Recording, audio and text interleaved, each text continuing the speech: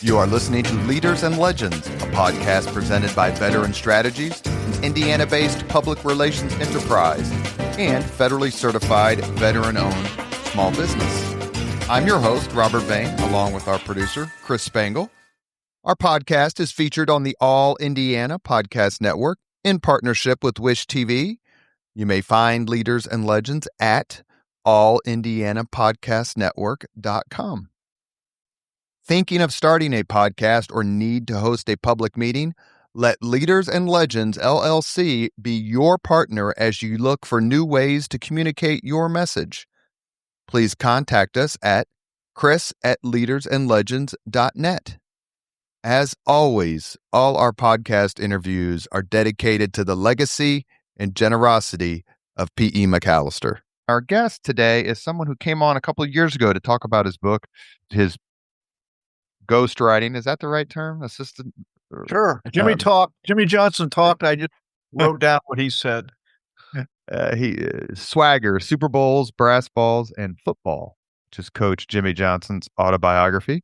Our guest is Dave Hyde. He was a sports columnist at the Fort Lauderdale Sun Sentinel from 1990 to 2026. He is now at Substack, and I love his writing, and not only about my beloved Miami Dolphins, which we won't discuss much of because we're in Colts country, and I don't want people to turn this off, but just in general. And he's also a terrific follow on X. Dave, what's your X handle? Dave Hyde Sports, and I'm making my website now too, davehydesports.com, so that'll be up and running here shortly. So it's for the second act, the new world here. Yes, that's a great way to put it. Last week, I interviewed, and then just yesterday posted a podcast interview with Tim Brando. And he was terrific. And he's covered so many great things. But the first question I asked him is also the first question I want to ask you. You've been in sports journalism for 40 plus years. What has changed more in that time? Sports or sports media? Boy, that's a great question. Well, certainly the sports media, I'd say, would fundamentally change. Sports hasn't fundamentally changed. It still has the same rules governing it, same field, still 100 yards long in a football field and 10 feet high at a basketball hoop, whereas the whole fundamentals of media has changed. And so when I started at the Sun Sentinel, 1990, we had 49 people in our sports department. Now there's 8. There's 8 people now, and four writers trying to cover too much, and so you can't cover it. The fundamentals of economics have changed in newspapers, obviously, as everybody knows, and it's just not. Everybody thinks it's just their local paper. Boy, it's not as good. No, it's almost nationwide. There are a few exceptions that make money. New York Times, Wall Street Journal, to begin with. But in general, there's just not the money anymore to invest in local coverage. And that affects everything, not just sports, but politics locally. There's not the investigations into communities that there were, or at least the watchdogging. And what's taken over now is obviously there's a lot of internet sites and YouTube and right here podcasts, which weren't around when I started. And so everybody's had to transition, and some have transitioned better than others into the new world. Is this change, it's almost, would you call it an evolution or a revolution? Well, for an evolution is slow, but the revolution, I think it would be, because really the fundamental thing that's changed and why it's not going to go back and why it's a problem is that the pay scale of newspapers isn't what it was. You can't, when I got into the business, you could make some good money being a sports columnist, and I did make good money. But the problem is now, when I talk to colleges or high schools about kids wanting, I said the jobs, there will be jobs there, whether they're in newspapers or online or wherever, but the pay scale isn't going to be the same. So unless you're at the very top of the ecosystem, you're not going to be making the money that you did 10 and 20 years ago. It used to be said, maybe it still is, that it's the sports pages that sells newspapers. Is that just not true anymore? Well, it is depending on the market. Sports still generates a lot of business inside newspapers, and it's still the number one attraction. You look at the most hit stories, but you know what? It becomes really dependent upon a big story. You have Caitlin Clark in Indiana right now, huge national, international story that helps everybody. What also helps, and I used to go out and talk to people. Oh, the Dolphins are playing bad. You get to rip them, isn't that? And I go, no, no, no, that's not good for business. People, oh, you're trying to sell papers. Losing doesn't sell papers. Winning sells papers. And so if a team's winning now, that's a lot better for you in the sports business because it draws in readers from all over. I always used to joke to the Patriot writers when they were going to their Super Bowl every other year with Bill Belichick was, "You guys are writing books about your team, I'm writing obituaries about my team." And that sorta comes into play, and so the best business we had in the sports department was when the Miami Heat were winning titles or way back when the Marlins were winning the World Series, when the Panthers now that they're hot when not at the level NHL and at the level obviously as the NFL. And the NFL team, even though they haven't won a playoff game in 26 years now here, they are the number one driver of business. So if they'd ever wake up and play well, it would certainly help everybody in the media here. You mentioned that, and in the middle of your answer, it popped into my head. And forgive me, I'm not just asking this because I have two Indiana University degrees right here on my wall. But I'm assuming there's always a consistent level of support for the University of Miami, for the Hurricanes and the football team. But clearly, they are in the middle of a renaissance under Coach Cristobal. How much did the Miami's run validate what you just said? It did. And we're starting to see teams say you have a great season, you see the effects next year in the ticket packages and all that stuff. And so now you're seeing an uptick of interest this season in the University of Miami football program and everything about it. And if they can maintain that level, it wasn't and I think they will. It wasn't a one-shot wonder. That's sort of something Mario Cristobal had been building for a few years, and it broke through in the playoffs last year. They eked into the playoffs. If you remember, it was them or Notre Dame, and I'm sure up there you really Oh, remember that one. as a Hoosier Catholic, Notre Yeah, Dame street. yeah. Um, Yes. Well, actually, let me ask you real quick because I asked Brando the same thing. Should Notre Dame have gotten in the playoffs? Not over Miami, because Miami beat them head to head. So however you want to spin that, you could spin that. But head to head should rule. But what's the flaw in the college football playoff selection that put Alabama in over Notre Dame? And did you agree with it? yeah, there were a couple, I mean, is Tulane got in, right? Am I, remembering the year right? Mhm. There were a couple teams there that I'm wondering.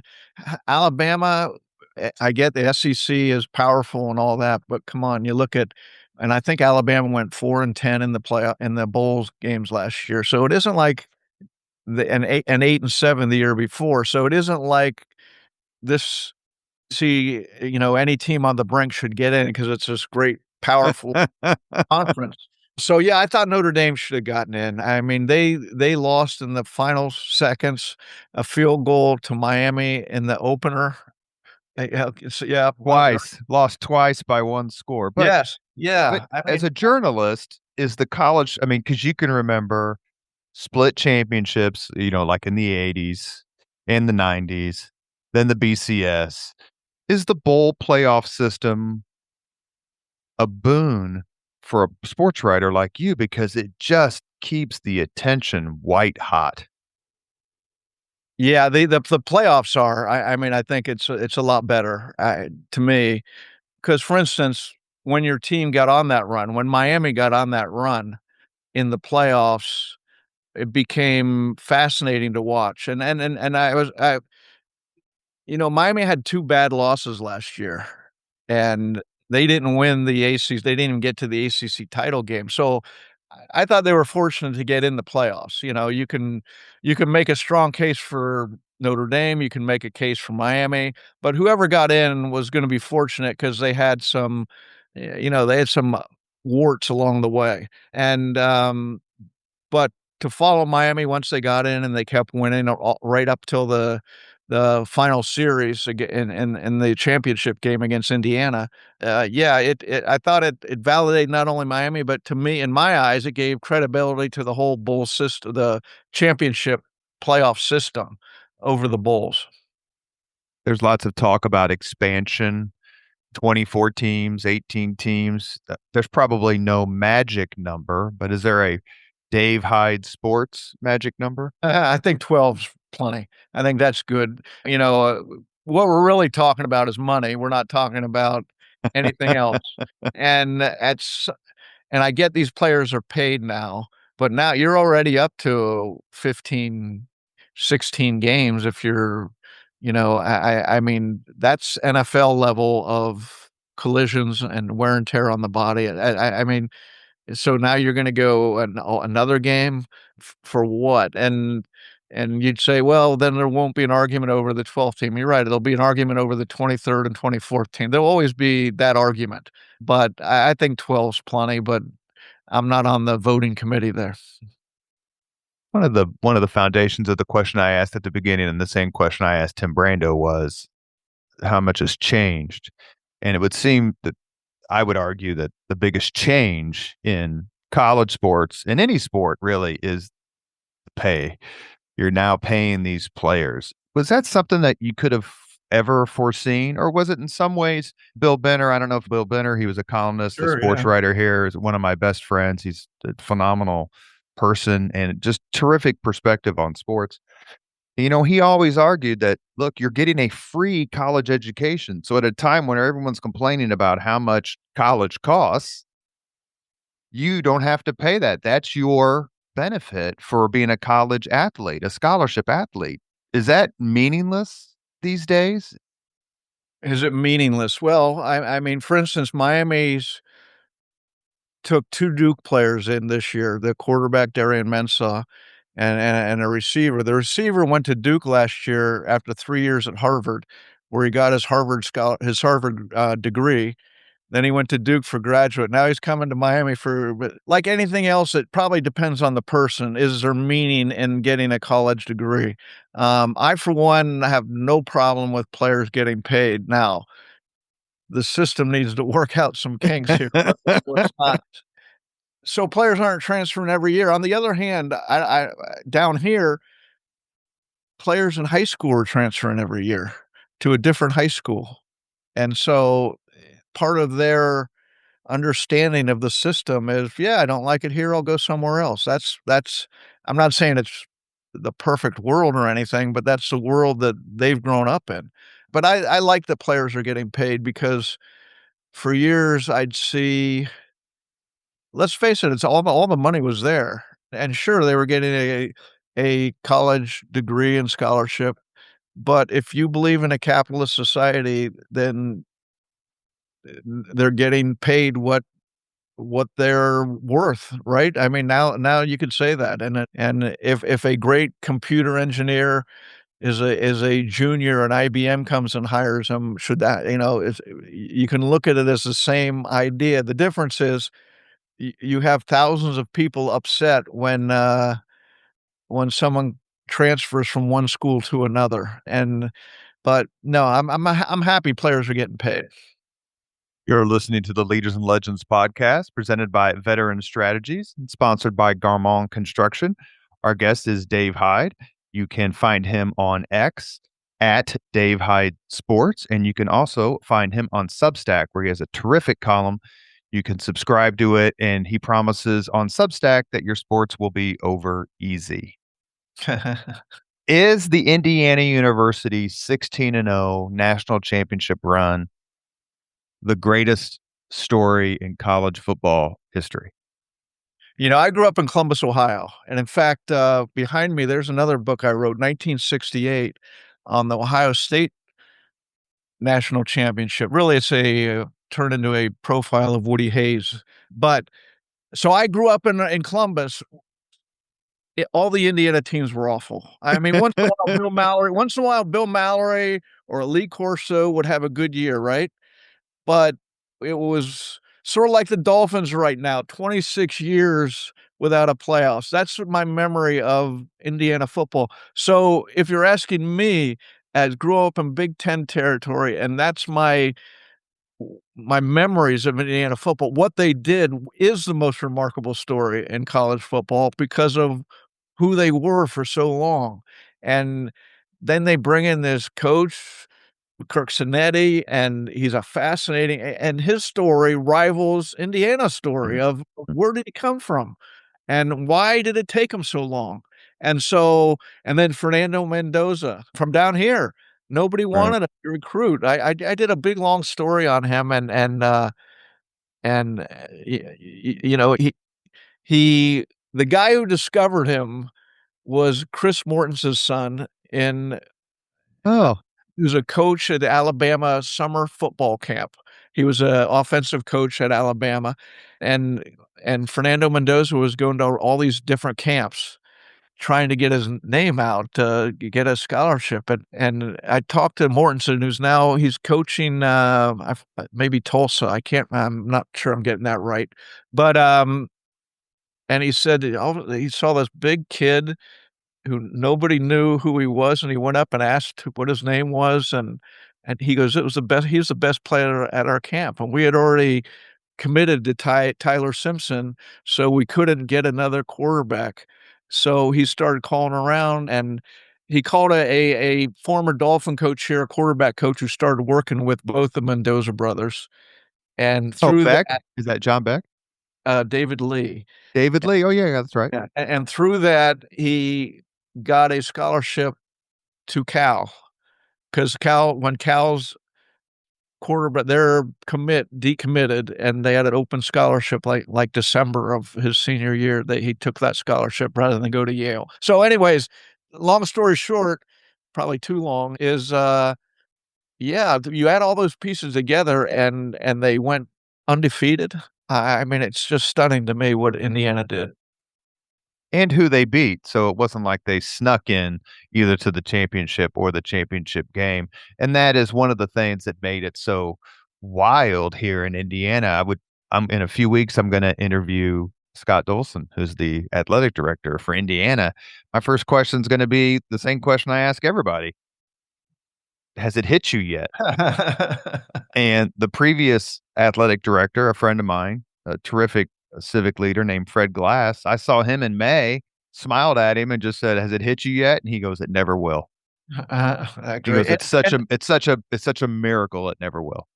and I was curious, okay, how good is Indiana gonna be this year? Now they're ranked high still. They Your day moves fast. Your news should too. That's why there's a new and improved Wish TV app bringing you more local news, breaking alerts, live streaming, weather forecast, radar, and Indiana sports all in one place. Customize your news feed to see the stories that matter most to you and get the information you need when you need it. Download the new and improved Wish TV app today on iOS or Android and take News 8 with you everywhere. it isn't like, all this perfect storm. It was a perfect storm of everything good happening, but then it just doesn't go back to mediocrity or whatever again. I mean, it looks like that he has certainly built something up there. Speaking of Indiana sports, Caitlin Clark, the WNBA, Sophie Cunningham, Angel Reese, the list goes on and on. The WNBA, for better or for worse, and for reasons I would love for you to comment on, the WNBA has become compelling, which is really anything. It's all you could really want as an organization or a sport or a person. What is your take on it from down there in South Florida as you read not only what's on social media, but what's on, what journalists have to say in their columns and their stories. Is the WNBA and its prominence a surprise to you? And how much of it is Caitlin Clark? Yeah, 95% of it. Well, let's put it this way. I was playing pickleball last Saturday and with people in their 60s, and we're sitting there, and one guy asked another, "Hey, did you see Caitlin last night?" And I did. They must have played last Friday night, and I said no, and the other guy, "Oh yeah, I watched them," and they were talking about the game. Now, speaking of things that you never thought would happen, guys in their 60s playing pickleball talking about the WNBA. So the driving force of it is, and the mystery to me is they have this money-making machine for the league, interest-bearing, money-making, and they're, from afar. I'm not watching every game and all that, but from afar, how can they not protect her? How can they not just call games properly? And so there aren't. I get. I thought, to be honest, it would go the other way. A year ago, I thought, oh, she's going to come in here and they're going to put her in a bubble so nobody can do anything to her. Because and it's just weird to me that the opposite of that has happened. We think it's weird as well. And the inconsistency of it is maddening. They just played, I believe, and forgive me if I get this wrong, Atlanta in an overtime game. Atlanta usually plays in a 4,500 seat stadium. They moved the game, sold out 17,000 and a half seats. Huh. To me, that's the Clark effect, is where you can't even have the fever games in your home buildings, your home WNBA buildings. They have to be moved. And why the Christine Brennan, who I'm sure you know, who wrote a terrific book on the WNBA and Caitlin Clark, and she came on the podcast. Her thesis, and I don't want to speak for her necessarily, basically is the WNBA just doesn't know what it has. Wow, that's surprising. I'm thinking as you were talking, there were three people who have driven their sport. Now, like in NFL, not gonna be one person drive the Yeah. sport. The sport's a sport. The same, but think of this. Tiger Woods in golf drove the sport, and you see the effects now when it's not in the ratings aren't anything near when he was down here.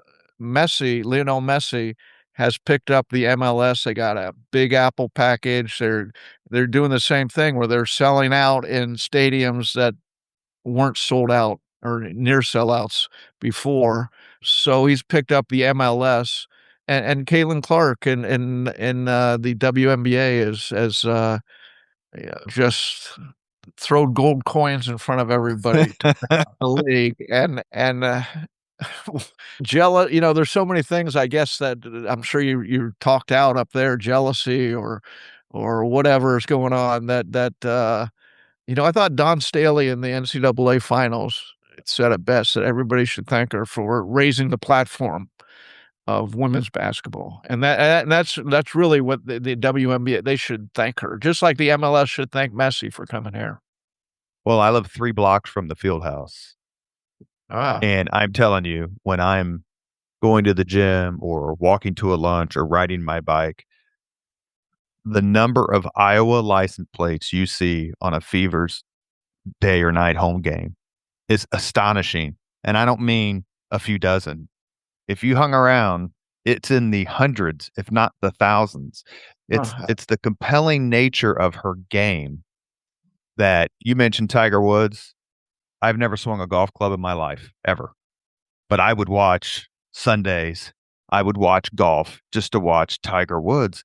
And it seemed like the PGA and the sports media and sort of sports culture did a terrific job recognizing what a transcendent sort of watershed athlete Tiger Woods was. And the WNBA can't seem to do that for Caitlin Clark. And I'm wondering if you have a thesis as to why. It's a mystery to me. I have no idea why, other than, the jealousy factor, or, but why the league just talk to the referees. Okay, no more cheap shots. No more cheap shots. I mean, just call the games properly. It's not even look, the NBA was smart in protecting its stars. Michael Jordan got calls. Everybody knows the stars got calls, okay? And it didn't on both sides, okay? And it didn't necessarily affect the game, but it was part of the game that, okay, he's gonna get that call sometimes. And Remember the photo shoot with during the Olympic Games when it was Magic Johnson and Michael Jordan and Larry Bird, and Larry bumped up against Jordan, and Magic joked, goes, "Don't do that, Larry. That's a foul. They'll call that. They'll call the foul." Yeah, yeah. And you know what? Really, in the WNBA, they're not even asking for that. You're just asking for proper officiating, so people don't get hurt, stepped on. Does the WNBA need its version of David Stern? Yes, What kind of yes. leader do you think it needs to make these sort of corrections and take advantage not only for this generation but for the generation that follows Clark? I mean, it's common sense to me, isn't it? I mean, you protect. Again, I'm not. You're not going to affect the competition of the game, okay? But no more cheap shots.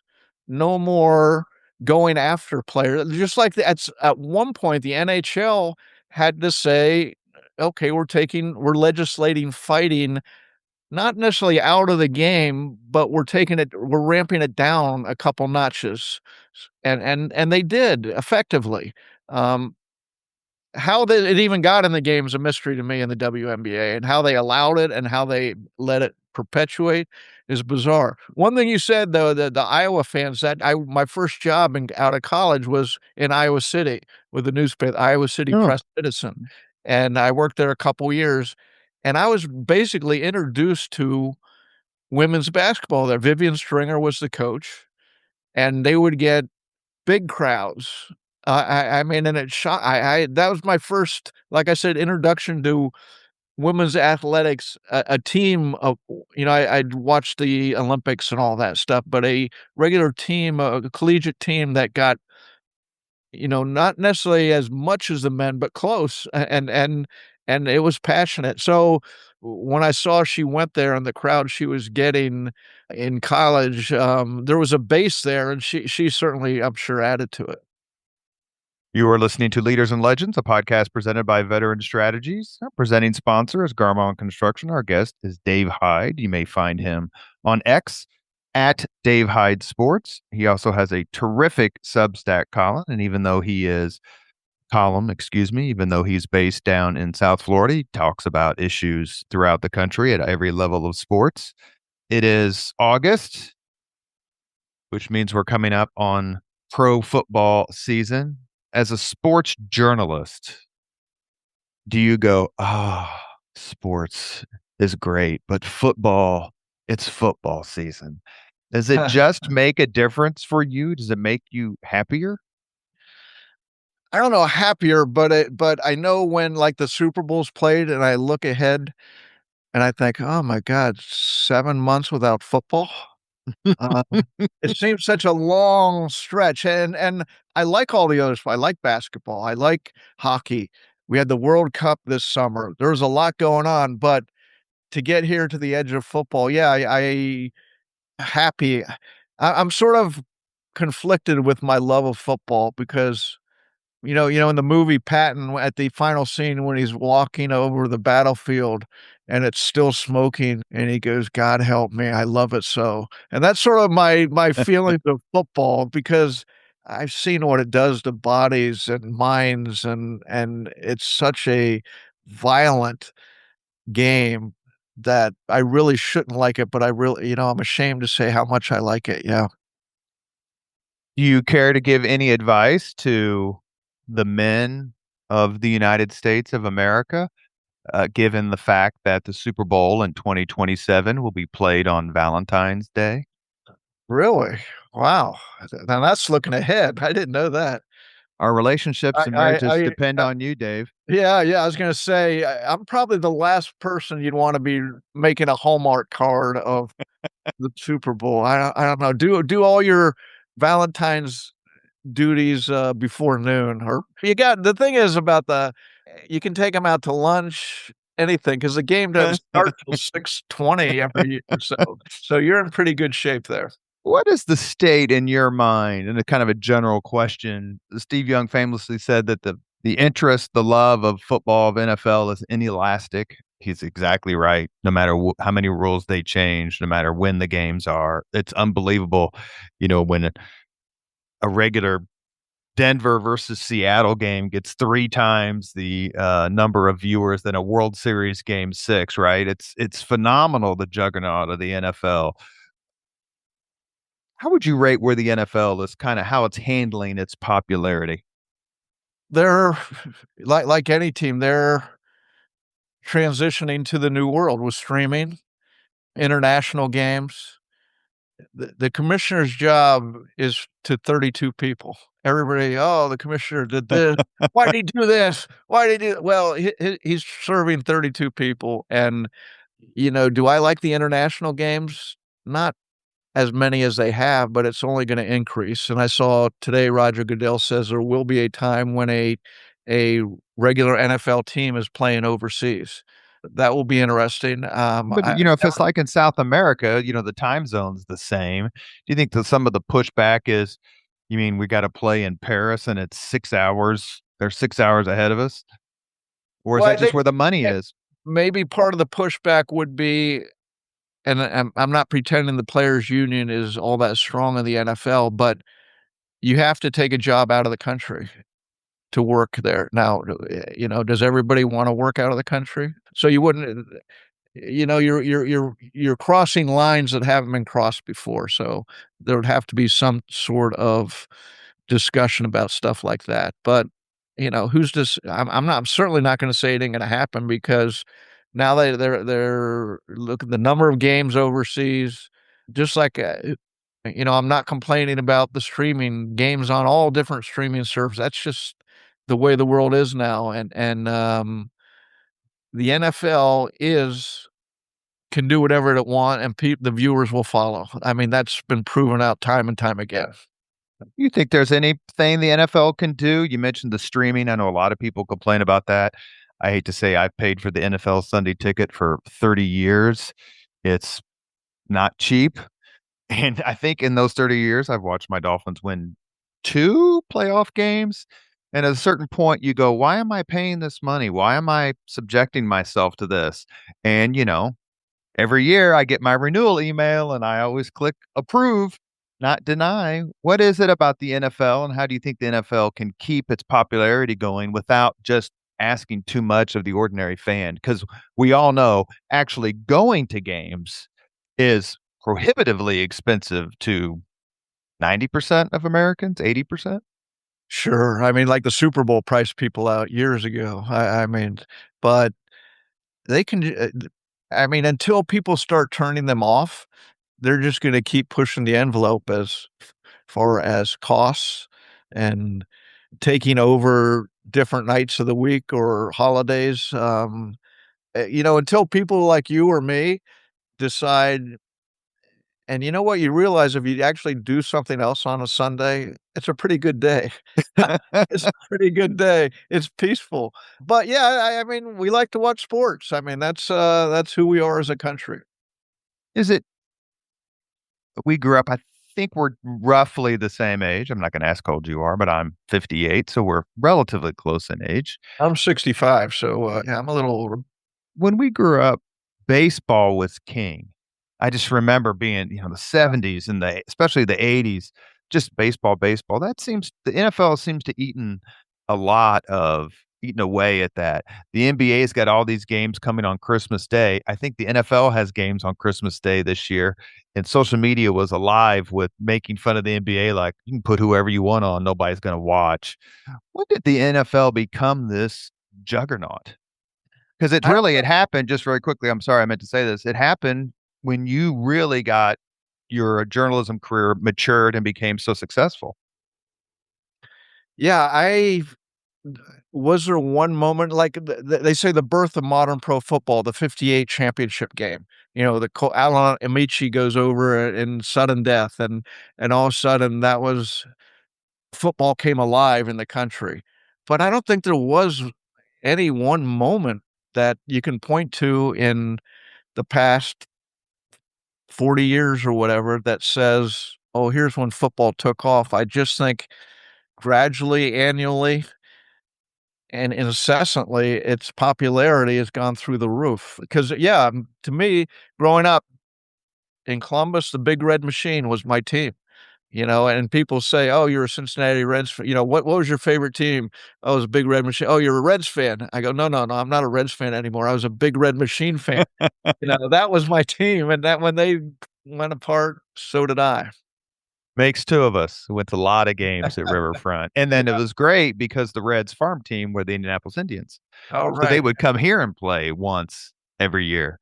One of the questions I like to ask journalists especially is mentorships.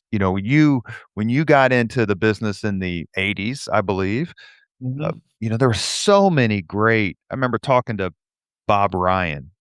He was a wonderful guest, and he was talking about working, in the Boston paper, I think at the Globe, and he was like, you had Will McDonough, and then you had Bud Collins, you had all these amazing writers and columnists. When your career was starting to take off and mature, who did you look up to from a journalism perspective? Yeah, so I came to the Miami Herald in 1985, and Paul Anger was a sports editor, as good an editor as I've had. He went on and he became the publisher of the Detroit Free Press, Des Moines Register, Detroit Free Press.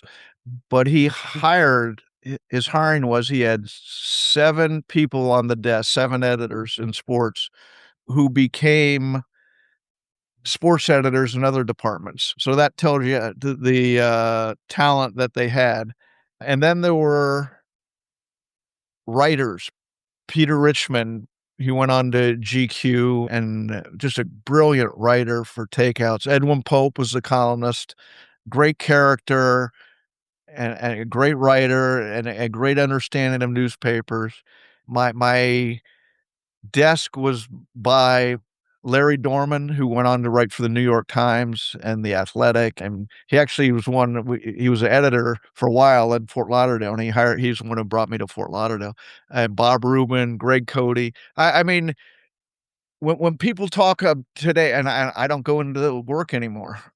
For the last 30 years, I really don't go into work now since I left the paper. But for 30 years, I was at work at home. So when the pandemic came, this is what I do anyways. So, but there's a great loss there in that when I went in there when I was 24, 25, and 26, and watched the talent this great newspaper had, and the Herald was great, and the sports department was great.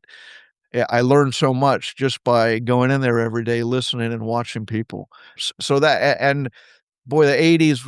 Looking back, the '80s, '90s were the pinnacle of talent in newspapers. The money was there, the jobs were there, the papers were sending everybody everywhere.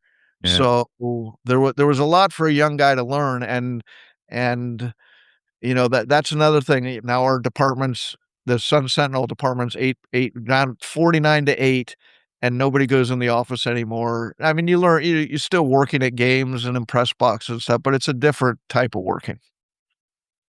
Your departure from, and we won't get into detail, obviously, out of respect to you, but your departure from the Fort Lauderdale Sun Sentinel hit social media like a thunderclap.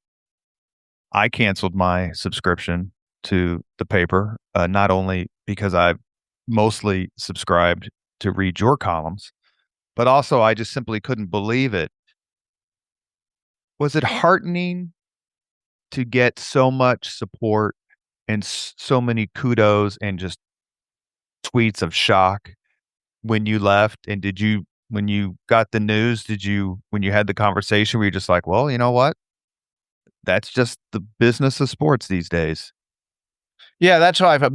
Basically, sure. First of all, thanks for that nice message. I didn't know but I appreciate that. And yeah, the fact I heard from so many people and people I covered, coaches who I covered years ago.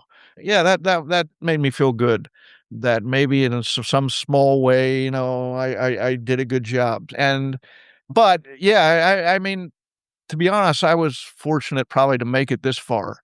A lot of my friends, guys I would the press boxes are empty now compared to what they were. I'd go to visiting games, and there's so few columnists in cities anymore that it used to be like, a reunion every time you'd see somebody. I covered 10 Olympics, covered Wimbledon, covered 20 something Super Bowls, and you'd see all these people, and the numbers started getting smaller and smaller every year. So the fact I made it this far is pretty good. And yeah, it's part of the business now, and it's part of sport too. You get cut sometimes, and I got cut, and that's fine. And so now the question then I had is, okay, am I going to retire? Because there's things I'm writing a book now. I have another, but I'm doing the Substack column. So I wasn't really, and what you realize in retirement is, or I realized it heading into retirement the last several years. There's half my friends hate retirement. Oh, what do I do? I'm bored. I can't play golf every day. The other half love it. This is great. I wake up every day and get to invent my own day, and without having to deal with the pains of work. And I was sitting there saying, which one am I?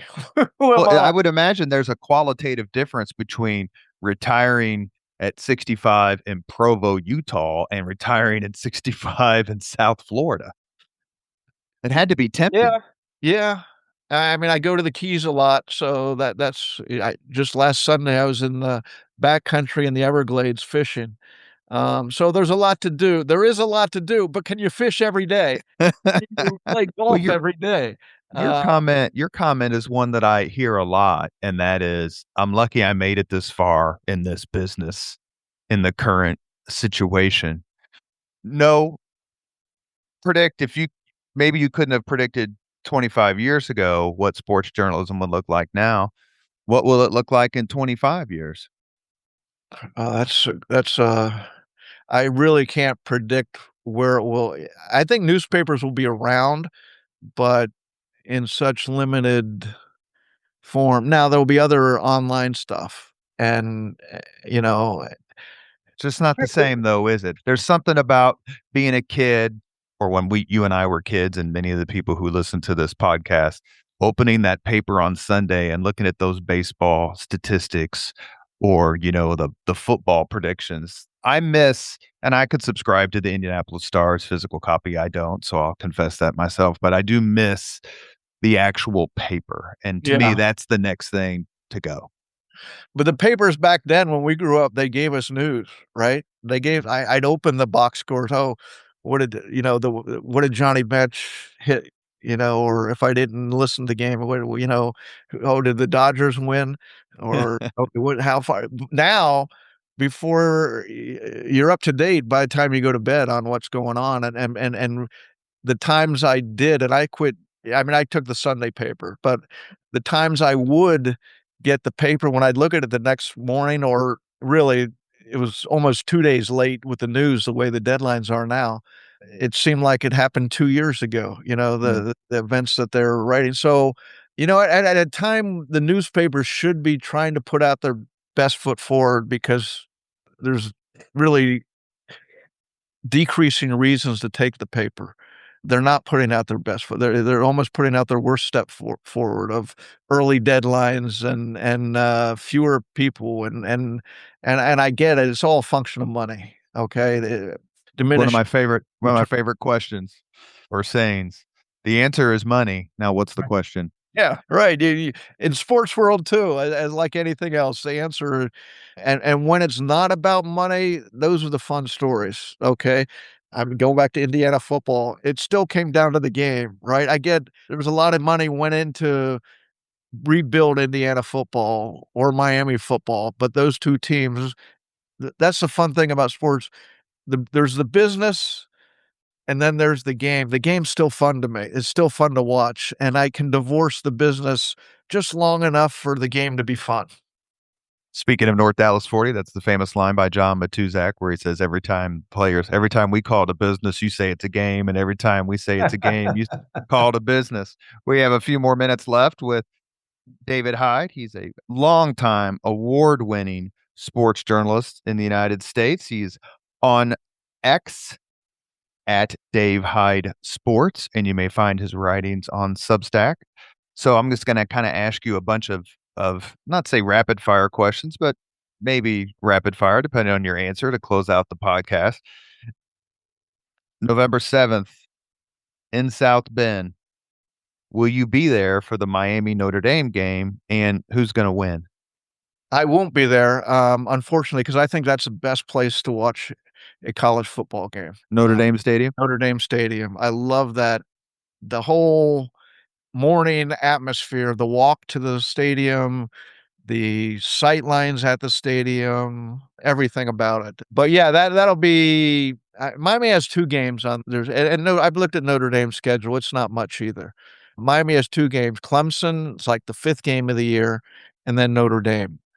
And that's the unfortunate part still of college football is they're not the schedule turns wrong. It's not Miami's fault that say Florida State's not any good or nobody. Their teams they're playing in the ACC. It's just a blah schedule. But yeah, I think it's so much we'll be riding on that game. Maybe not. I think both teams are going to make the playoff this year. You think both teams will be undefeated going into that game? Great chance of it.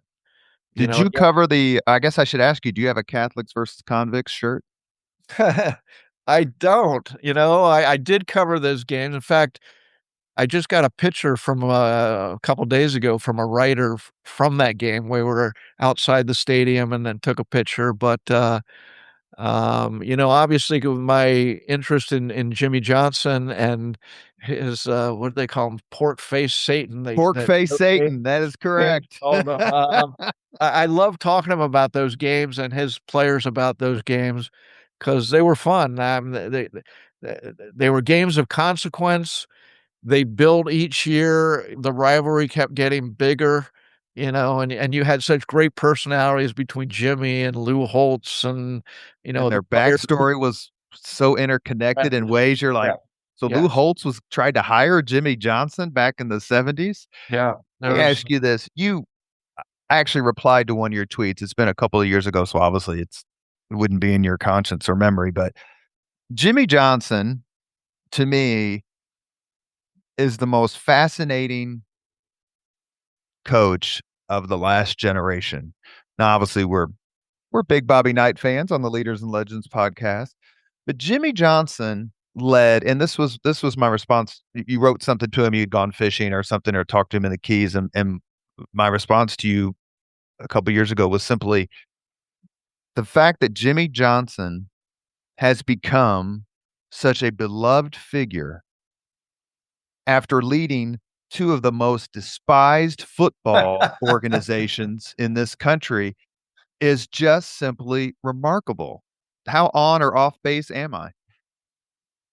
No, I think you are, and I never put it into that context. But you're right that his thing was you only hate great teams. So he was happy to, and he was happy to be hated.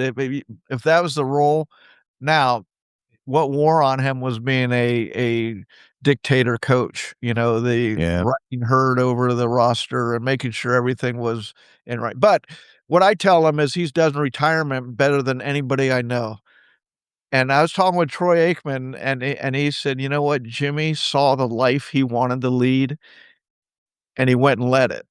And how many of us can say, "Oh, I'd like to do that," but then I'd have to give up this. And he goes, "No, I want to go live in the Keys, and I want to go fishing, and I want to live that life, and I have plenty of money. I don't need fame." Now he did have Fox TV show every week to sort of give him some structure and to placate the need to be on the stage because he loves to be noticed. He's got a big ego and a good ego. But you're right in that the type of coach he was of, how about them Cowboys? And that's still who he is, but he doesn't need that. He hasn't been standing up and shout, when you listen to him talk, on TV or wherever, he's a great teammate to help everybody else on the show too. So I can't think of anyone else who's led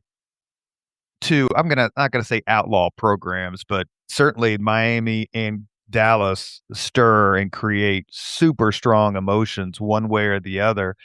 And whatever was thought of him as this mercenary coach, right? Do anything to win, cutting people for falling asleep, and the list goes on and on. All the famous stories that were a part of your book and part of sports journalism.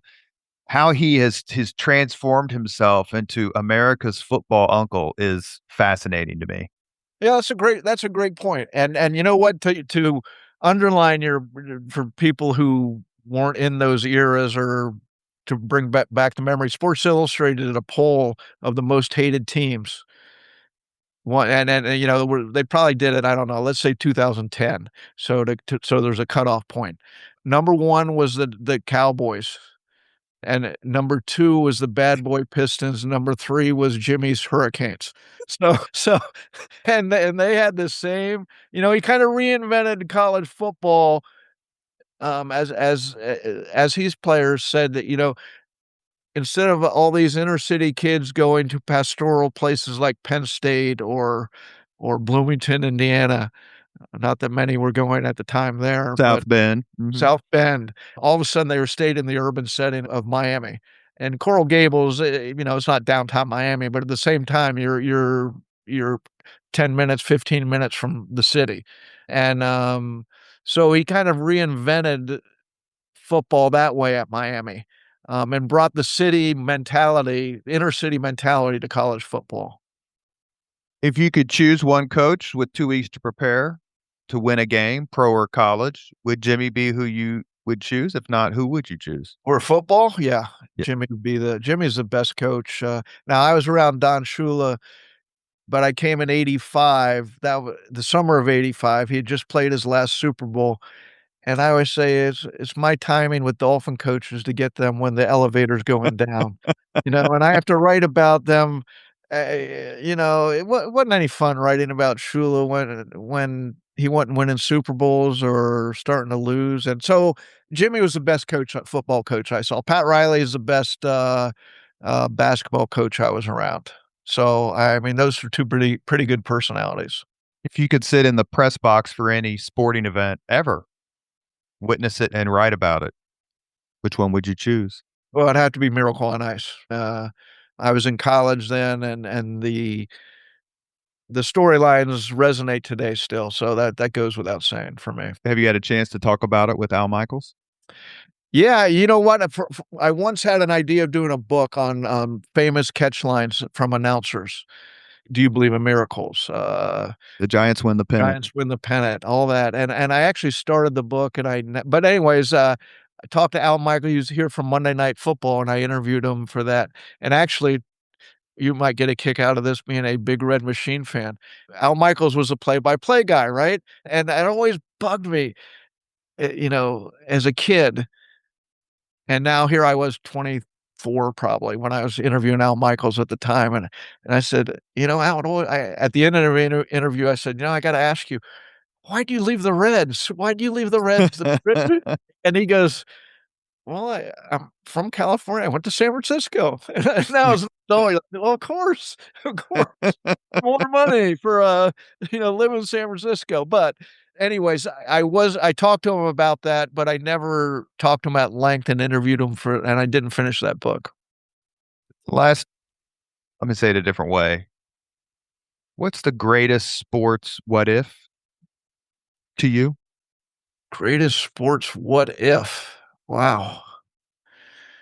It could be a person, it could be a team. Yeah. I mean, down here it would be, I mean, there's so many. What if Dan Marino had a talent around him to win? What if the undefeated Dolphins, the World Football League took Zonka, Kick, and Warfield? What if they hadn't done that? So that's a little parochial. The bigger what if, I'd have to. What if Lynn Bias had lived? There you go. I'm sure there's a few deaths you could come up with that To me, that's the biggest what if in do sports. shadow. Yeah, that was you talk about news that hit like a hammer. That was certainly was one of them. What if Tiger Woods knew there was something called Pornhub instead of whatever? I mean, to me, that's the greatest what if of the 21st century is what would his career have? I mean, you can't criticize his career, right? Like it's ridiculous. But where would he be? How many majors and this and that would he have had? And how much would his cultural impact have been greater had he not? So what's the what if with him? What if he hadn't been discovered? He hadn't been outed? Or Correct. or I is it mean, what if he lived a normal well, person? clearly, I think there's a watershed in his career, and it starts when he hits that tree, and Yeah. not with the club or the ball. And so, the what if when people, and it's a lively debate, and it's a fun debate, and I love golf history, even though I don't play golf. Nicholas's career consistency was so phenomenal. Not only does he have more majors, but for that time period, was there a more dominant, maybe Roger Federer or some others, but a more dominant American or a pro athlete, excuse me, than Tiger Woods? And how much more dominant would he have been had he had his mind right? Yeah, hey, my question with that sort of is, did he need that weird personal life to I don't know, to be whoever he was publicly? And once Was being a hoe a cry for help? or was it and was he scarred? Now he was emotionally so it's like Deshaun Watson. Once it became public, they were so emotionally scarred, they were different people at work, at golf or in football. And I think that you can't recover from that no matter, now Tiger came back and he did win a Masters, but it was almost like a one-off. He never recovered the level of Right. the weak dominance that he once had. What's the greatest sporting performance you've ever seen personally? Yeah, to me, it's so the again, I'm going to go local here in South Florida. The big three come down here. LeBron really just choked in the finals against Dallas the first year. Disappeared and they lose. Second year, they're down 3-2 in the second round to Boston.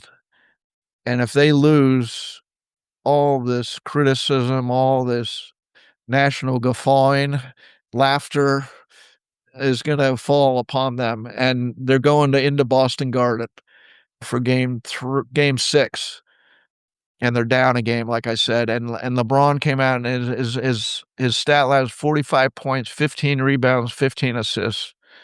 And it was just a dominant from the start to the finish play. Now, you made me think of something else. The best event I ever saw as a writer, that was the best performance. The best moment I saw early in my career, I went to Cuba with the first USA baseball team to play since the revolution, 1987, I believe.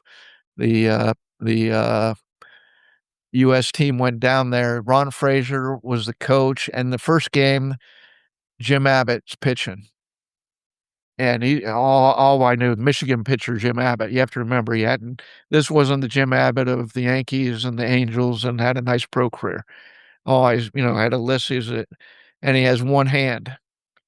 And in the Havana paper that day, they talk about the one-hand man pitching.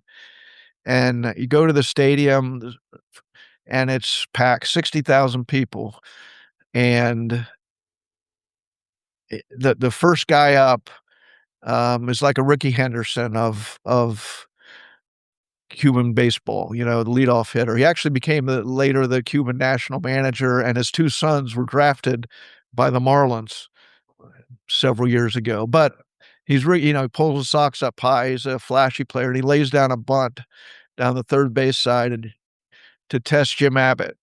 And Abbott comes running off the mound, picks up the ball barehanded, boom, boom, play out at first base. And as the play happens, 60,000 people jump up and give a standing ovation for like 3 minutes. It was like sports at its, even now I get emotional talking about it. It's like sports at its most beautiful. We've reached the point on the Leaders and Legends podcast where we ask the same 5 questions of all of our guests. Dave Hyde Sports, are you ready? Let's go. What was your first job? My first job, well, I would say an ice rink guard. I was an ice rink guard, but actually that was very short-lived. My first real job was a tow truck driver. For 5 years, I drove a tow truck and worked for a tow truck company in Columbus, in Westerville, Ohio, but in Columbus. So if your car was towed, so from like 82 to 85, I might have, on Ohio State's campus, I might have been the one towing it. And if you didn't pay your towing fee, just subscribe to Substack, Dave Hyde Sport, Dave Hyde, and you're good gold, good as gold. Number 2, what was your first concert? Beach Boys, St. John Arena, again, and on the Ohio State campus. Went down, saw the Beach Boys. If you could suggest any book for someone to read, which book would you recommend? Oh boy. Swagger is a terrific book. Yeah, Your book about Jimmy Johnson. I'm going to plug your books while you think of a good still one. Perfect about the 72 Dolphins. Which I hate to tell you, maybe this is good, maybe this is stalking, but that's on Still Perfect's in my bedside table. I read it every once in a while. Yep. You're kidding. It's completely true. The nicest thing. That's the nicest thing. I just read a book on I was a history major, history and economics double major, and I love history books. And I just read a book about Churchill leading up to World War II called, is it The Vial and the Rose? The Splendid and the Vile. Yes, there you go. By Eric Larson. Yes, it was really good. So that's on the, when you say, what comes to my mind right there. I just finished it maybe a month ago. So this is a perfect lead in to the next question. If you could witness any event in history, be there in person as it happens, which event would you choose? My neighbor here, and he's died now. He co-founded the Miami Heart Institute, but he was in charge of taking the wounded off Omaha Beach.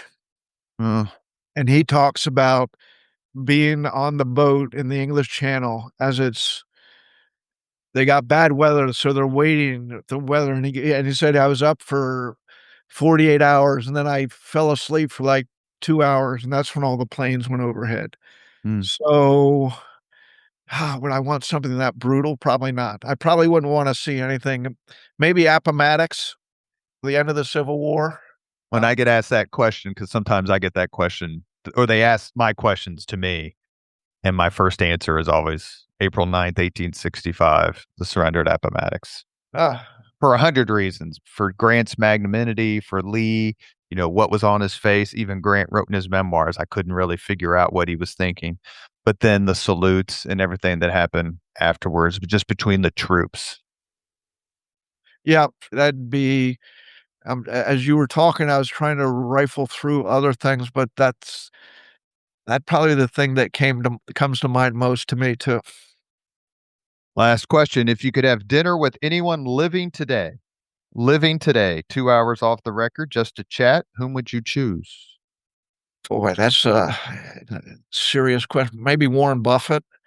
See what. Ask him why he still lives in that rickety ass house. I did a column on Nadamaking Sioux, right in Nebraska. He befriended Warren Buffett, so I said, I'm going to call Warren. I'll call Berkshire Hathaway to see, maybe to take a flyer. Maybe a couple weeks or a couple months, I'll get the call back. So I called them and said, hey, could I have the media relations wing? And they said, well, what do you want? And I said, explained who I was, Dominican Sue, Warren Buffett. And she said, okay, hold on one second. Now you're at Warren Buffett's office. And I said, "Oh, I was trying to get the media relations," and she said, "What do you want?" So I explained, and she goes, "Oh, hold on a second." And she goes, came back, and she goes, "Oh, I'm sorry, he's on another line. Can he call you right back?" And he being Warren Buffett. So 5 minutes later, I get a call from Warren Buffett. So sometimes, and my question would be, how could you keep it so simple? Yeah. You know? So humble. You have been listening to Leaders and Legends, a podcast presented by Veteran Strategies, an Indiana-based public relations enterprise. We are also a federally certified, veteran-owned small business, registered with the state of Indiana and the city of Indianapolis. Our presenting sponsor is Garmong Construction. I am your host, Robert Vane. As always, all our podcast interviews are dedicated to the legacy and generosity of P.E. McAllister, who landed in North Africa in November of 1942. Our guest today, Dave Hyde. You may find him on X at Dave Hyde Sports. Terrific commentating. You may also find him on Substack, longer form, terrific columns. I like to say this of other people when I think it's true, and it's certainly true in this case. Dave has seen it all and seen them all, and you will benefit from his writings. Dave, thank you so much for coming back on the Leaders and Legends podcast. Hey, thanks for having me back. I had a great time. Hope it helps the show a little. Is there anything else you want to promote? Just, we're capitalists here on the podcast. Anything else you want to promote? No, I think we covered it all. Substack, hit that orange subscribe button, and join my second act. Thank you very much for listening to Leaders and Legends, brought to you by Veteran Strategies Incorporated. If you want to contact us about this program or our menu of public relations services, please send us an email at robert@veteranstrategies.com. That's robert@veteranstrategies.com.